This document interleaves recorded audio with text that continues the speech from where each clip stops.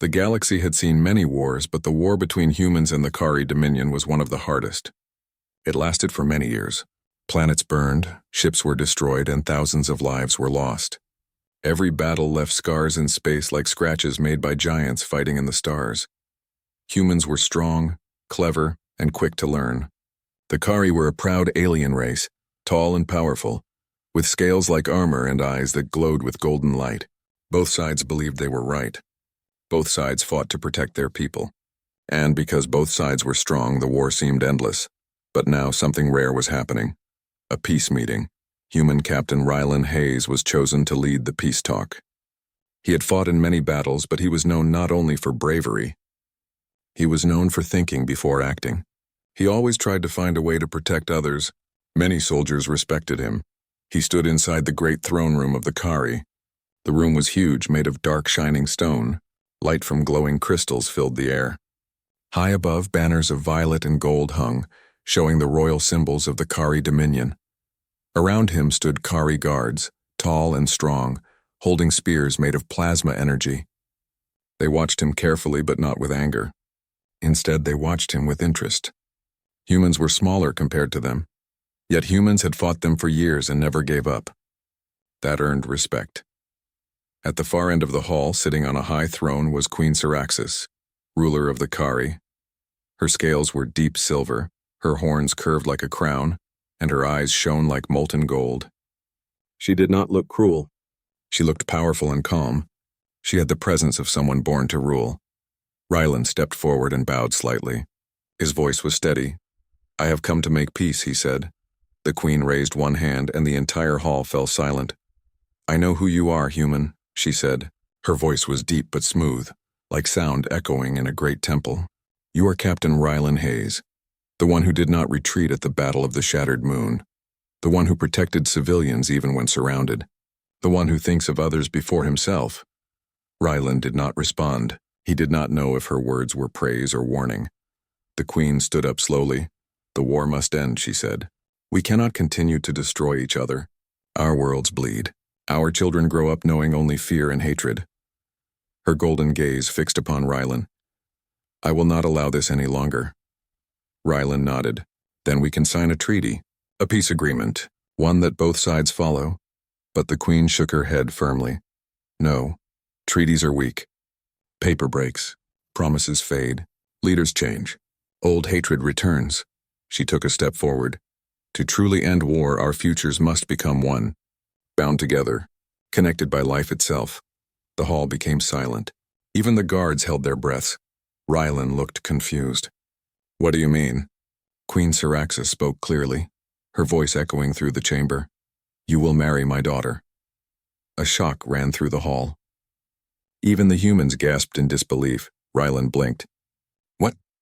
"You will marry my daughter, Princess Valira," the queen continued. "And in doing so, our two peoples will be joined. Your children will be heirs of both empires. They will be symbols of unity, symbols of peace." Rylan was speechless. Marriage with an alien princess? This was not something a soldier expected. The queen pointed one clawed hand toward him. "You humans are strong. You adapt. You learn. You endure when others would fall. Your courage in battle has earned my respect. I offer you honor.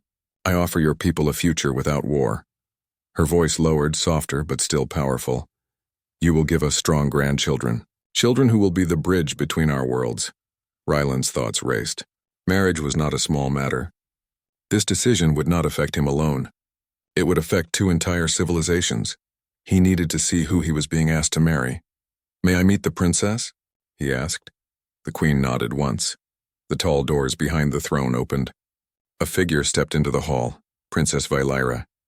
She was tall like all Kari, but slimmer with silver-white scales that shone softly in the light. Her eyes were bright, calm, and intelligent.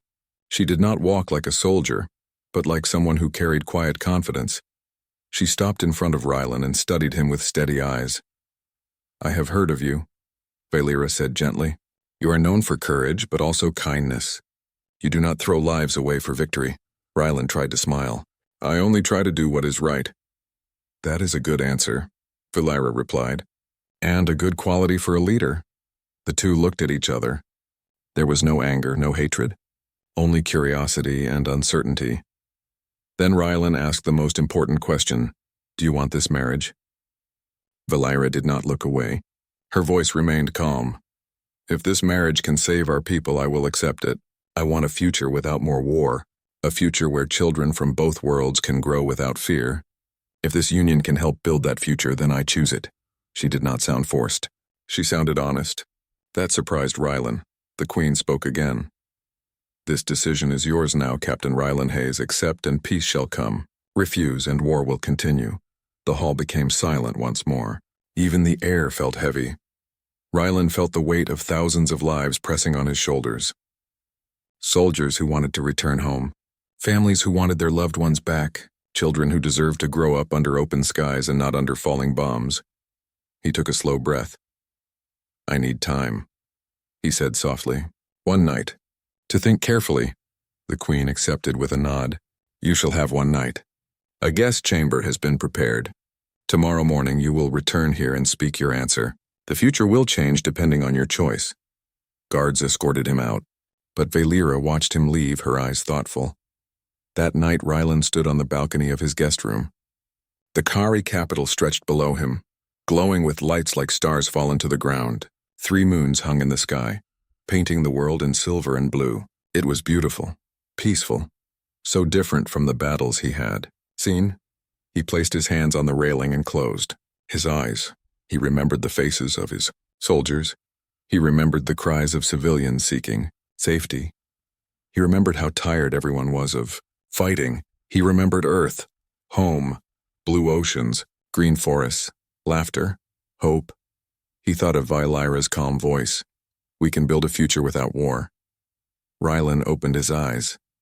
Maybe this was the path that could change everything. Not victory by force, not surrender, but unity. A new beginning. The night passed slowly, and the first light of morning touched the horizon. Tomorrow, he would speak his decision, and whatever he chose, it would shape the future of the galaxy. Morning came slowly on the Kari homeworld. The sky glowed with soft colors of pale gold and violet as the 3 moons faded behind the rising sun. The city below woke with gentle sounds, the distant hum of airships, market bells calling workers, and the quiet voices of Kari citizens beginning their day. But in one high guest chamber, Captain Rylan Hayes had not slept. He stood near the window watching the sunrise. He had spent the entire night thinking about the future, a future that could be peaceful, or could fall back into endless war. The door opened quietly behind him. It was Princess Valeira. She entered without guards. Her steps were slow and soft. She did not wear ceremonial clothing this time. Instead, she wore simple light armor, fitted but not heavy. It showed she was not only a princess, but someone who understood the weight of responsibility. "You did not sleep," she said. Rylan smiled tiredly. "How could I? The choice I make today will change everything." Valeira walked beside him and looked out the window as well. "Many think that war ends with victory," she said. "But victory is not the same as peace. True peace takes courage, patience, and trust." She turned her head slightly to look at him. "This marriage is not easy.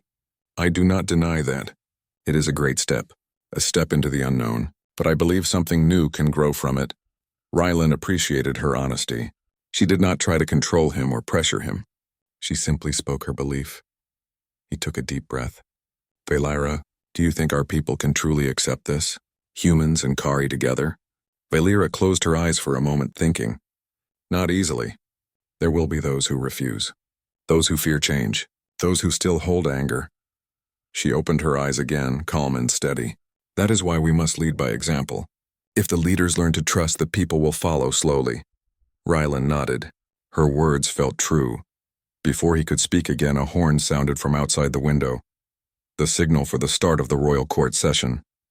"It is time," Valeira said gently. Rylan's heart beat faster. He had made his choice. The night had helped him understand something important. War could not continue, not if there was even a small chance for peace. He turned and walked toward the grand hall with Valeira by his side. The great throne room was just as grand as before. Tall pillars, glowing crystals, guards standing like statues. The queen sat on her throne, waiting.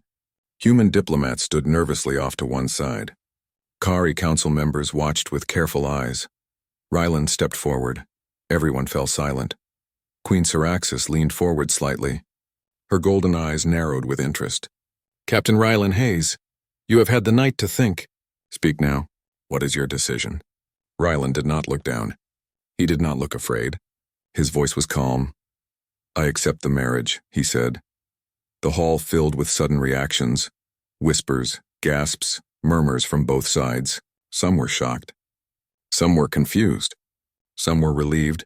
But the queen smiled slowly, a deep, proud smile. "Then peace will have a future," she said. Valira did not smile widely, but her eyes showed something warm. Respect, appreciation, and perhaps a small beginning of trust. The human diplomats looked unsure, but they saw the hope in Rylan's decision. They understood the meaning. Ending the war was more important than pride. The queen raised her hand. The hall fell silent again. "Let it be known across the stars," she declared, her voice strong and clear. "The war is over. The human Captain Rylan Hayes will marry Princess Valira of the Kari. Our two peoples shall walk a new path together." Deep sound rang through the hall as Kari guards struck their spears on the floor in ceremonial unity. The sound was like thunder, but not everyone accepted this easily. In the far chambers of council, some Kari lords whispered, "A human should not sit beside the royal blood. How do we know this is not a trick? Humans are small and weak. They are not like us." And in the human delegation, some officers whispered, "This is too sudden. We cannot trust them. What if this peace is a trap?" The world did not change in one moment. Rylan understood this. Valira understood this. The queen understood this. Peace was not a door that opened easily. It was a path that needed to be walked step by step. Later that day, Rylan and Valira toured the city together. It was important for people to see them side by side. The city was beautiful. Tall crystal towers shined under the light. Markets were colorful and lively. Children ran through the streets laughing, their scales glowing lightly in the sun.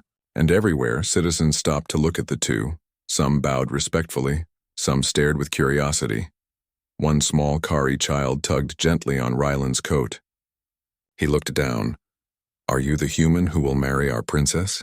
the child asked. Rylan knelt so he could speak at eye level. "Yes, I am. Will there still be war?" the child asked. Rylan smiled softly. "No, not if we do our best to understand each other." The child nodded thoughtfully, then ran back to their family. Valira watched this with a gentle expression. "You speak kindly," she said. "I want peace to feel real," Rylan answered. "Not just written." Valira looked at him quietly, and something inside her softened. That evening, the queen invited both human and Kari representatives to a formal dinner. It was not a celebration yet, but a symbolic gathering. Food was served from both cultures. Human bread and fruits, Kari mineral-rich grains, and starleaf salads. The hall smelled warm and comforting. The queen stood and raised her cup. "Tonight we share food because we now share destiny," she said. Rylan and Valira sat side by side. They spoke lightly, learning small things about each other. Valira liked to meditate at sunrise. Rylan liked to drink tea before long journeys. Valira had trained with warrior monks. Rylan had grown up near forests and rivers. Their worlds were different, but their hearts did not feel distant. But peace, even in its first steps, always faces challenge. After the dinner, as the hall was clearing, a loud voice echoed from one corner. A Kari warrior stepped forward angrily. He wore battle markings on his armor. "I do not accept this," he shouted. "A human does not deserve our princess. The war should not end. The Dominion should have victory, not compromise." Guards moved to stop him, but the queen raised her hand. They froze. The warrior pointed at Rylan. "If the human wishes to stand with us, let him prove his strength. Let him show he is worthy." The hall held its breath. Rylan did not step back. He did not show fear. He simply asked calmly, "What must I do?" The warrior growled. "A trial of honor, not a battle to the death. A test of courage. A test of heart. Show the Kari that you are not weak." Rylan looked at the queen. "If this will help our peace, I will face the trial." Valira's eyes widened. "Rylan," but he nodded to her. "Peace must be earned." "I understand that." The queen finally spoke. "Very well. At dawn tomorrow, the trial of honor will be held. Let all see the resolve of the one who chooses peace. Rylan exhaled slowly. The future of unity now rested not only on words, but on the strength of his heart. The sun rose slowly the next morning, painting the Kari capital with warm gold light. The sky was clear, and a soft wind moved through the banners hanging over the palace walls. Today was the day of the trial of honor. Captain Rylan Hayes stood in the center of a large open arena. The ground was smooth stone, marked with ancient symbols. Around the arena were thousands of Kari citizens, warriors, elders, children, and even humans from the diplomatic team. All of them had come to watch. This was not a fight to defeat or destroy. The trial was a test of courage, endurance, and heart. Kari warriors had taken this test for generations to prove their loyalty, strength, and honor. Now, for the first time in their history, a human was taking it. Princess Valyra stood nearby, watching with calm but worried eyes. She understood the value of the trial, but she also knew Rylan's life would become much harder if he failed. Many citizens would reject the marriage if they believed the human was weak. Queen Syraxis sat on her high seat overlooking the arena. Her expression was unreadable, but her eyes followed every movement carefully. The warrior who challenged Rylan yesterday stepped into the arena. His name was Commander Drath. He was tall, strong, and known for his discipline. Today he did not carry weapons, only wore light ceremonial armor. Rylan, in contrast, wore only simple training clothes. He did not have the physical strength of a Kari, but his stance was firm and his eyes were steady. Commander Drath raised his voice so that all could hear. This trial has 3 parts. The first, endurance. The second, focus. The third, courage.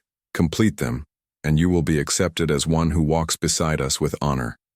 Rylan nodded. I am ready. The trial began. The first trial. Endurance. Large stone pillars rose from the ground, creating a circular path around the arena. Between them were obstacles made of heavy stone blocks, raised platforms, and tall walls. The challenge was to move through the course faster than Commander Drath. A horn sounded. Both men began to run. Drath moved like a storm, fast and powerful. His legs pushed him forward with natural strength. He climbed walls easily and leaped across pillars like it was nothing. Rylan was not as fast, but he was steady. He climbed with focus, using his hands and feet carefully. He did not waste energy. He did not panic. The crowd watched closely. Some expected Rylan to fall behind and fail quickly, but he did not. He remembered years of training, climbing through destroyed ships, running through difficult terrain during missions, surviving where many could not. He was not the strongest, but he did not give up. When he slipped from a stone ledge, he did not lose hope. He tried again. When his arms tired, he continued to climb. When his lungs burned, he kept breathing and moving. The crowd slowly grew silent. They expected weakness, they saw determination. By the end of the trial, Drath finished first, but Rylan finished not far behind. Drath looked at Rylan with new respect. He nodded once. He does not break, Drath said to the spectators. A murmur spread through the crowd. For Kari, endurance was strength. Rylan had passed the first test. The second trial, focus in the center of the arena, 4 tall fountains rose and released streams of sparkling water. Each fountain produced a soft musical tone. The sounds formed a pattern, a sequence. This was a trial of mind. Rylan and Drath sat on the ground with their eyes closed. They had to repeat the pattern by touching the fountains in the correct order, using only memory and sound. The crowd grew quiet. Even children stopped talking. The tones began. Low, medium.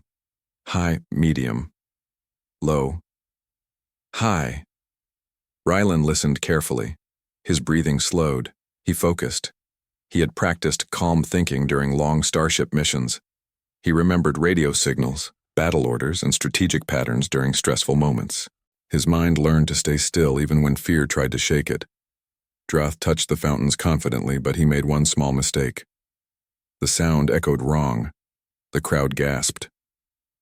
Rylan reached forward and touched the fountains in the correct order, one by one, calmly, steadily. When the final tone rang out clear and gentle, the crowd fell silent, then slowly began to whisper. The human succeeded. He has strong mind. Even Droth lowered his head in acknowledgement. The Queen spoke. Captain Rylan Hayes has passed the second trial. Valyra allowed a small breath of relief to leave her chest.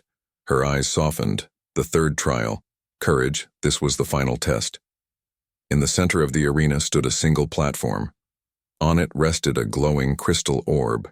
The orb showed visions, memories, fears, doubts. It was not physical strength that decided this test. Only the heart could succeed here. Rylan stepped forward. The Queen explained, "The orb of reflection reveals your deepest fears. To pass, you must look at them and not turn away." Rylan touched the orb. The world around him blurred and shifted.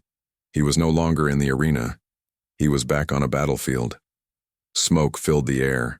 He saw his soldiers, some wounded, some calling for help. He saw decisions he had made. He saw moments he wished he could change. He heard voices of those he could not save. He felt the weight of responsibility pressing on his chest. In the vision, Rylan knelt. The world around him darkened. Then, he heard another voice. Not from the battlefield, but from memory. Valyra's voice. True peace takes courage, patience, and trust. Rylan opened his eyes within the vision. He looked at the fear. He did not run. He did not shut it out. He accepted it. "I did my best," he said softly, "and I will continue to do my best. I will not fear the past. I will not fear the future. I choose to walk forward." The battlefield faded. Rylan stood again in the arena. The orb went silent. The crowd was completely still. Then Queen Syraxis slowly stood. Her voice rang out powerful and strong. "The human has passed the trial of honor." The arena exploded with sound. Cheers, applause, voices calling out in excitement. Even those who doubted now looked with respect. Commander Droth approached Rylan. He placed one hand on Rylan's shoulder. "Not all strength is muscle," he said. "You have the strength of heart. You are worthy." Rylan nodded. "Thank you." Valyra stepped forward and stood beside him. There was no fear between them now. Only a beginning of understanding. The union. The marriage ceremony took place 1 week later. It was held on a high balcony overlooking the glowing city. Humans and Kari stood together. The air was filled with music unlike any heard before, human strings and Kari crystal chimes playing in harmony. Rylan wore simple ceremonial robes. Valyra wore a flowing garment of white and silver that caught the light beautifully. When they stood together, they looked different, yes, but they also looked complete in purpose. The Queen placed her hands on their shoulders. "Let this union mark a new chapter in our stars. Let the children of our future inherit peace." Rylan and Valyra exchanged gentle bows. Not love yet, but respect, and the promise of a future where love could grow. A new beginning. Peace did not spread instantly. There were still disagreements, fears, old anger. But the presence of Rylan and Valyra gave hope. They visited human worlds together, showing unity. They visited Kari colonies, teaching understanding. Children of both species learned side by side in new schools. People began to believe, not because they were forced, but because they saw that peace was possible. Together, Rylan and Valyra built a bridge between worlds, a future where their children, strong, wise, and kind, would inherit not war, but the stars.